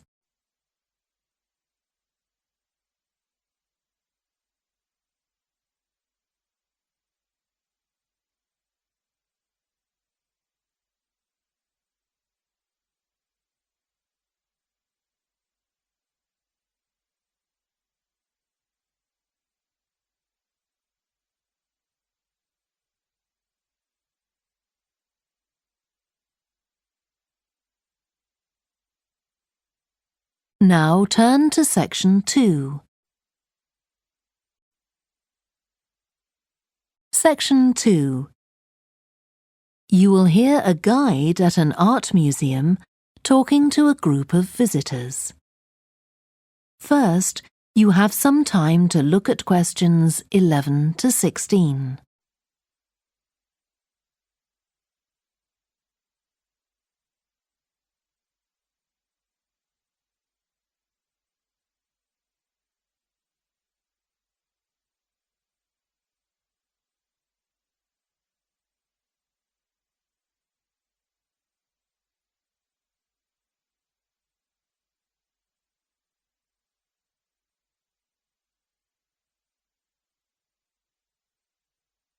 Now listen carefully and answer questions 11 to 16. Good morning and welcome to the museum, one with a remarkable range of exhibits which I'm sure you'll enjoy. My name's Greg and I'll tell you about the various collections as we go around. But before we go, let me just give you a taste of what we have here. Well, for one thing, we have a fine collection of 20th and 21st century paintings, many by very well-known artists. I'm sure you'll recognize several of the paintings. This is the gallery that attracts the largest number of visitors, so it's best to go in early in the day before the crowds arrive. Then there are the 19th century paintings. The museum was opened in the middle of that century, and several of the artists each donated one work to get the museum started, as it were. So they're of special interest to us. We feel closer to them than to other works. The Sculpture Gallery has a number of fine exhibits, but I'm afraid it's currently closed for refurbishment. You'll need to come back next year to see it properly, but a number of the sculptures have been moved to other parts of the museum. Around the World is a temporary exhibition. You've probably seen something about it on TV or in the newspapers. It's created a great deal of interest because it presents objects from every continent and many countries and provides information about their social context, why they were made, who for, and so on. Then there's the collection of coins. This is what you might call a focused specialist collection because all the coins come from this country and were produced between 2,000 and 1,000 years ago. And many of them were discovered by ordinary people digging their gardens and donated to the museum. All our porcelain and glass was left to the museum by its founder when he died in 1878, and in the terms of his will, we're not allowed to add anything to that collection. He believed it was perfect in itself, and we don't see any reason to disagree. Before you hear the rest of the talk, you have some time to look at questions 17 to 20.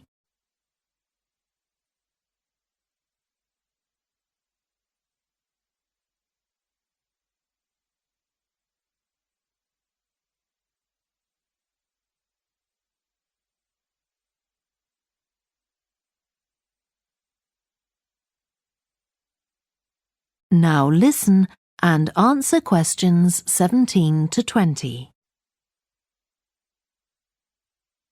Okay, that was something about the collections, and now here's some more practical information, in case you need it.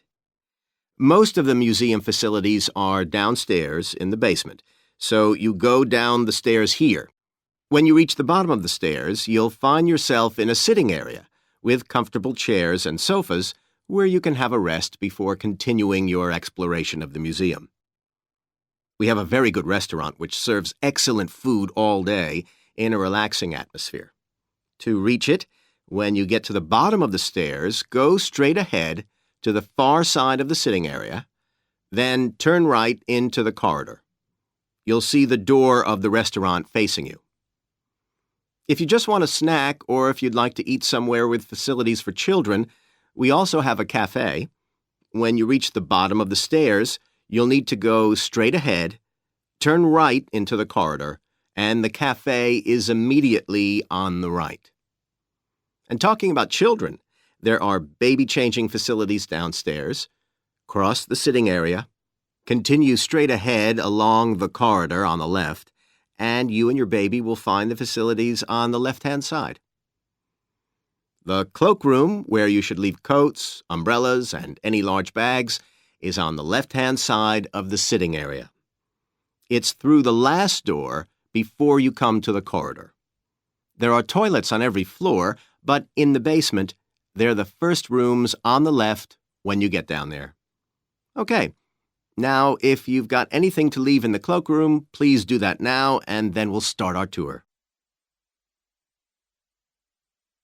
That is the end of section 2. You now have half a minute to check your answers.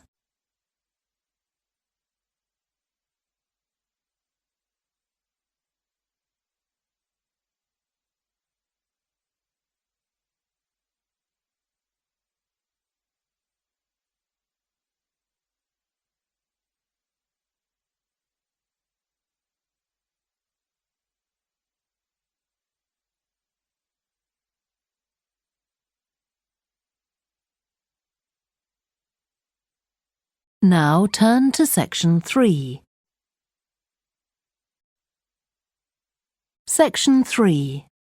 You will hear a student called Joanna talking to her new supervisor about some research she has done on psychology and music. First, you have some time to look at questions 21 to 26.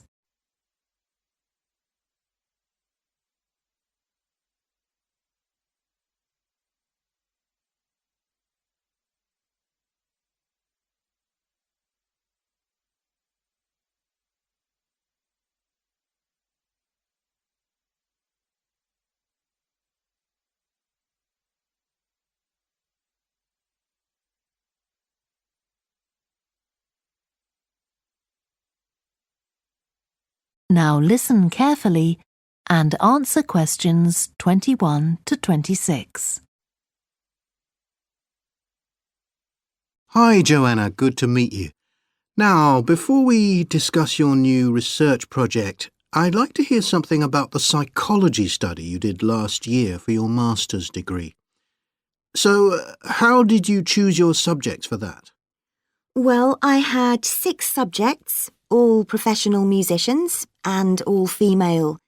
3 were violinists, and there was also a cello player and a pianist and a flute player. They were all very highly regarded in the music world, and they'd done quite extensive tours in different continents, and quite a few had won prizes and competitions as well. And they were quite young, weren't they? Yes, between 25 and 29. The mean was 27.8. I wasn't specifically looking for artists who'd produced recordings, but this is something that's just taken for granted these days, and they all had. Right. Now, you collected your data through telephone interviews, didn't you? Yes. I realised if I was going to interview leading musicians, it'd only be possible over the phone because they're so busy. I recorded them using a telephone recording adapter. I'd been worried about the quality, but it worked out all right. I managed at least a 30-minute interview with each subject, sometimes longer.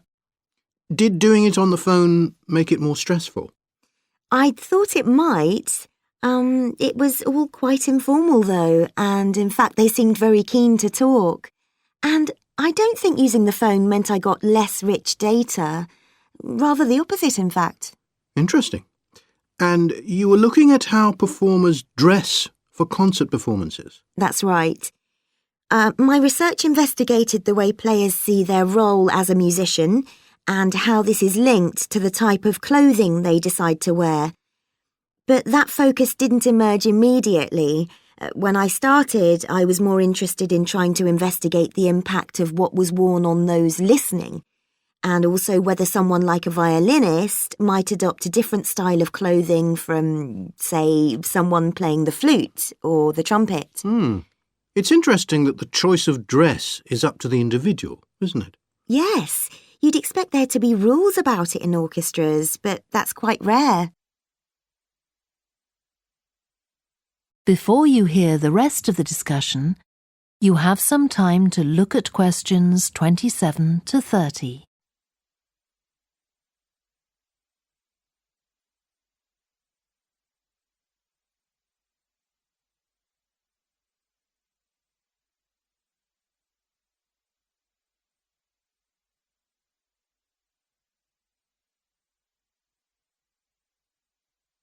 Now listen and answer questions 27 to 30. You only had women performers in your study. Was that because male musicians are less worried about fashion? I think a lot of the men are very much influenced by fashion, but in social terms, the choices they have are more limited. They'd really upset audiences if they strayed away from quite narrow boundaries. Now, popular music has quite different expectations. Did you read Mike Frost's article about the dress of women performers in popular music? No. Well, he points out that a lot of female singers and musicians in popular music tend to dress down in performances and wear less feminine clothes, like jeans instead of skirts. And he suggests this is because otherwise they'd just be discounted as trivial. But you could argue they're just wearing what's practical. I mean, a pop music concert is usually a pretty energetic affair. Yes, he doesn't make that point, but I think you're probably right. I was interested by the effect of the audience at a musical performance when it came to the choice of dress. The subjects I interviewed felt this was really important. It's all to do with what we understand by performance as a public event. They believed the audience had certain expectations, and it was up to them as performers to fulfil these expectations, to show a kind of esteem.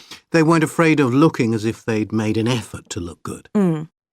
I think in the past, the audience would have had those expectations of one another too, but that's not really the case now. Not in the UK, anyway. No. And I also got interested in what sports scientists are doing too, with regard to clothing.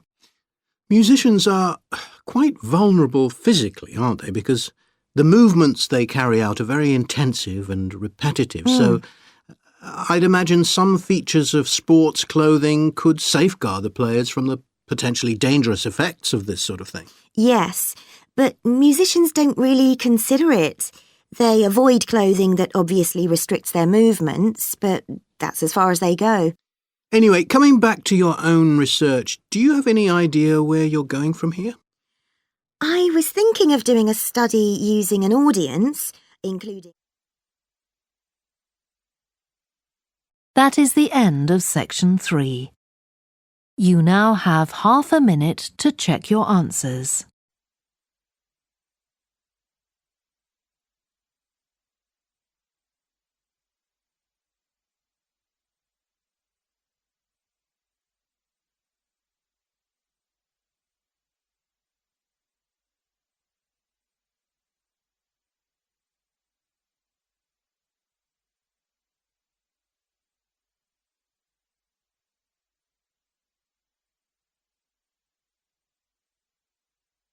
Now turn to section 4. Section 4. You will hear part of a lecture about a way of reducing the amount of carbon dioxide in the atmosphere. First, you have some time to look at questions 31 to 40.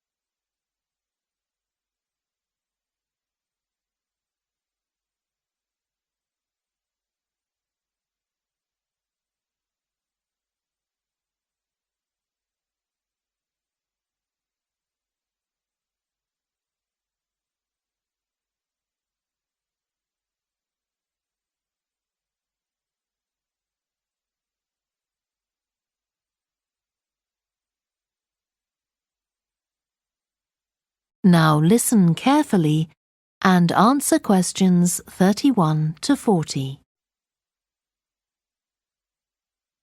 As we saw in the last lecture, a major cause of climate change is the rapid rise in the level of carbon dioxide in the atmosphere over the last century. If we could reduce the amount of CO2, perhaps the rate of climate change could also be slowed down. One potential method involves enhancing the role of the soil that plants grow in with regard to absorbing CO2. Ratan Lal, a soil scientist from Ohio State University in the USA, claims that the world's agricultural soils could potentially absorb 13% of the carbon dioxide in the atmosphere, the equivalent of the amount released in the last 30 years, and research is going on into how this might be achieved. Lal first came to the idea that soil might be valuable in this way, not through an interest in climate change, but rather out of concern for the land itself and the people dependent on it. Carbon-rich soil is dark, crumbly and fertile and retains some water. But erosion can occur if soil is dry, which is a likely effect if it contains inadequate amounts of carbon. Erosion is of course bad for people trying to grow crops or breed animals on that terrain.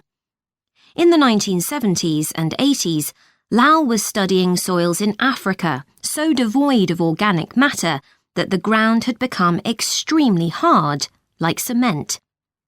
There he met a pioneer in the study of global warming, who suggested that carbon from the soil had moved into the atmosphere. This is now looking increasingly likely. Let me explain.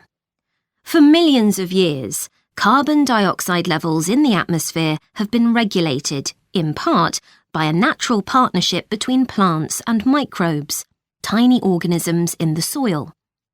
Plants absorb CO2 from the air and transform it into sugars and other carbon-based substances.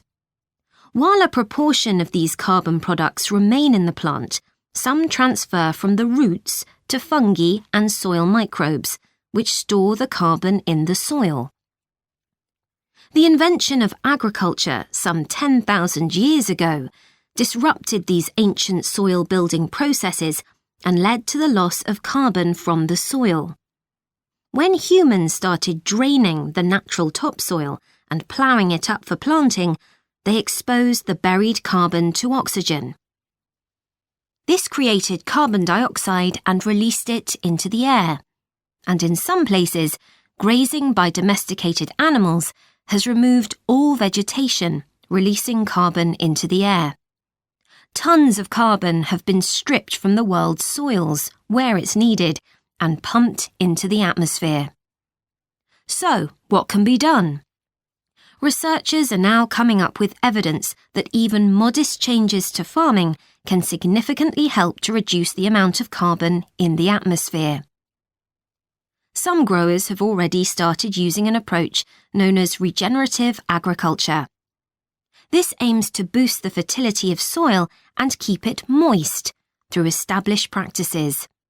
These include keeping fields planted all year round and increasing the variety of plants being grown. Strategies like these can significantly increase the amount of carbon stored in the soil, so agricultural researchers are now building a case for their use in combating climate change.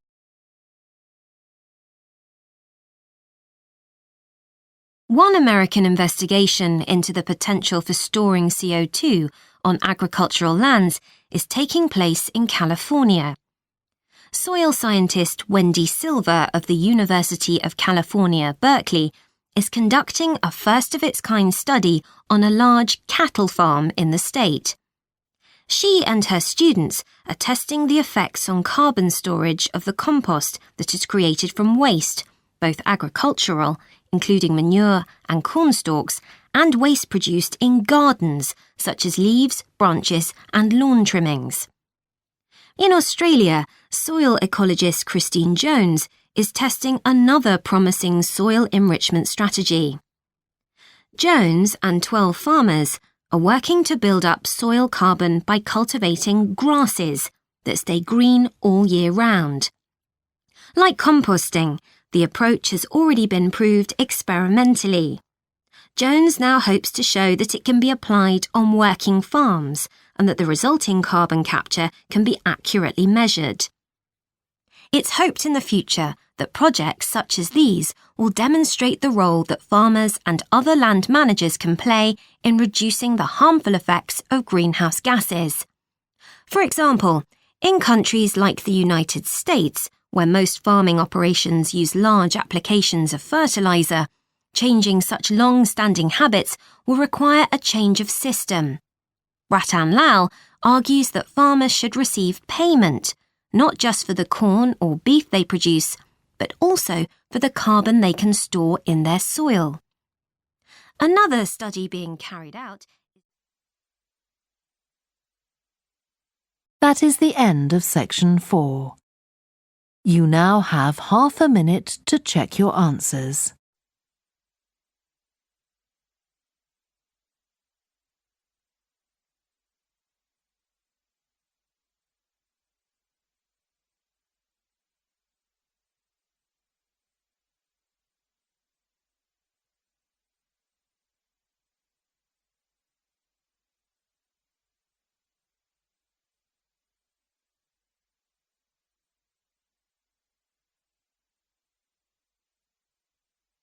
That is the end of the listening test. You now have 10 minutes to transfer your answers to the answer sheet. Please stop writing and wait for your question booklet to be collected.